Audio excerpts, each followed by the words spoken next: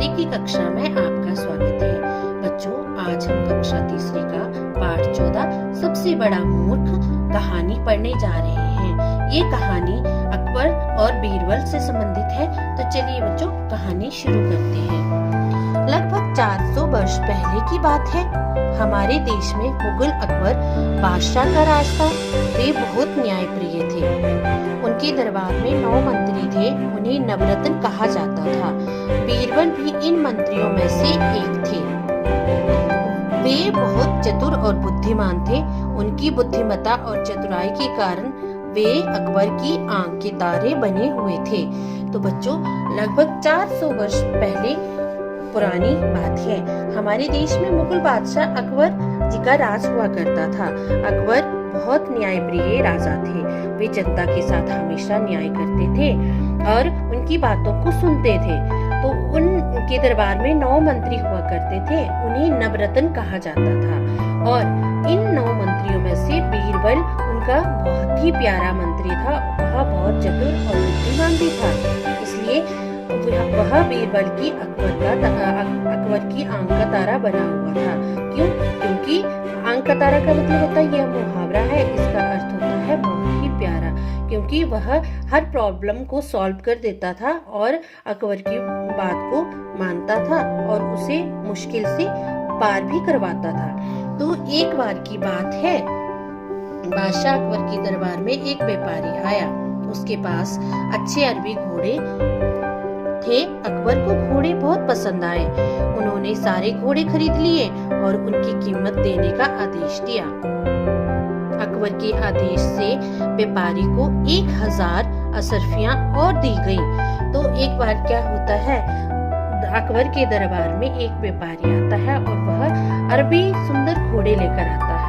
बादशाह अकबर को घोड़े बहुत पसंद आते हैं और बहुत सारे घोड़े खरीद लेते हैं और उन्हें और अशर्फियां देने के लिए कहा जाता है। व्यापारी से कुछ और घोड़े लाने के लिए कहा गया। व्यापारी 1 महीने में और घोड़े लाने की बात कहकर दरबार से चला गया। अकबर भी दरबार में उपस्थित था। उसे बादशाह की यह बात अच्छी नहीं लगी, लेकिन उसने अपना मुंह बंद रखा और सही समय आने का इंतजार करने लगा। यहाँ पर प्रतीक्षा का अर्थ होता है इंतजार करना। कुछ दिन बाद ही बीरबल को मौका मिल गया। बादशाह अकबर अपने सिंहासन पर बैठे हुए थे और वे दोनों क्या बातचीत करते हैं, उनको चलो बच्चे आगे बढ़ते हैं। अकबर ने पूछा, बीरबल, जानते हो दुनिया में सबसे बड़ा मूर्ख कौन है? तो बीरबल ने कहा, नहीं जानता, लेकिन 1 महीने बाद बता सकता हूँ। अकबर ने पूछा, कितने दिन में पता लगा सकते हो? बीरबल ने उत्तर दिया, 1 महीने में। अकबर ने समय दे दिया। 1 माह बाद बीरबल दरबार में फिर उपस्थित हुआ। उसका मुंह लटका हुआ देखकर अकबर समझ गए कि दाल में कुछ काला है। तो यहाँ पर दाल में कुछ काला है जो वाक्यांश है, इसका अर्थ ये एक मुहावरा है और इसका अर्थ होता है कुछ गड़बड़ होना। अकबर ने पूछा, बीरबल बताओ, दुनिया में सबसे बड़ा मूर्ख कौन है? बीरबल ने कहा, पहले मेरे प्राण नहीं लेने का वचन करो। अकबर ने वचन दे दिया। बीरबल ने पूछा, हजूर, लिखकर बताऊं या जुबानी? तो अकबर ने कहा, लिखकर। बीरबल ने जेब से एक कागज का टुकड़ा निकालकर अकबर की तरफ बढ़ाया। कागज को पढ़ते ही अकबर की आंखों से अंगारे बरसने लगे। तो बच्चों, यहाँ पर एक और मुहावरा इस पाठ में आया है, आंखों से अंगारे बरसना। इसका मतलब होता है बहुत गुस्सा होना। तो अकबर बीरबल की बात सुनकर बहुत गुस्से हो गए। उन्होंने बीरबल की ओर देखा। बीरबल मंद ही मंद मुस्कुरा रहा था। मंद मुस्कुराना, मन ही मन खुश होना। उसकी इस हरकत से तो आग में घी का काम कर दिया। आग में घी का काम करने का मतलब बात को और बढ़ाना। अकबर ने कड़क आवाज में पूछा, इसका कोई प्रमाण? प्रमाण का अर्थ होता है बच्चों सबूत।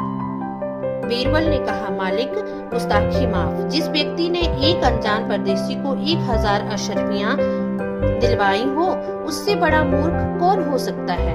अकबर ने कहा, क्या मतलब?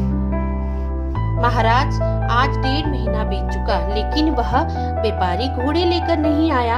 अशर्फियां तो गई हाथ से। अकबर ने तमतमाए स्वर में पूछा, अगर वह व्यापारी घोड़े लेकर आ गया तो? बीरबल ने बिना झिझक उत्तर दिया, आपका नाम काटकर उसका नाम लिख दूंगा।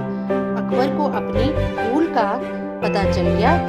उन्होंने उठकर बीरबल को गले लगा लिया और बीरबल को 1000 अशर्फियां पुरस्कार में देने की घोषणा की। इसके साथ ही अनजान आदमी पर विश्वास न करने की कसम खाई। बीरबल का चेहरा खिल उठा। बच्चों, यहाँ पर चेहरा खिल उठना यह भी एक मुहावरा है। इसका अर्थ होता है बहुत खुश होना। तो बच्चों, आपको कहानी समझ में आ गई होगी।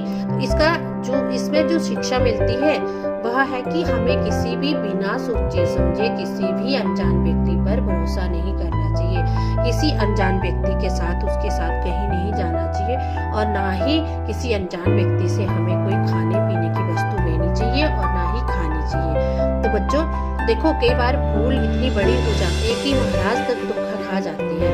तो आप तो छोटे बच्चे हैं, तो आप लोगों ने इस कहानी से आज यही शिक्षा लेनी है कि कोई भी अनजान व्यक्ति अगर आपको बेवकूफ बना रहा होगा तो आपने उसकी बातों में नहीं आना है और अपने मम्मा पापा को यह बात जरूर बतानी है। ठीक है, तो इसी के साथ हमारी कहानी यहीं पर समाप्त होती है। धन्यवाद। आपका दिन मंगलमय हो। खुश रहो, स्वस्थ रहो।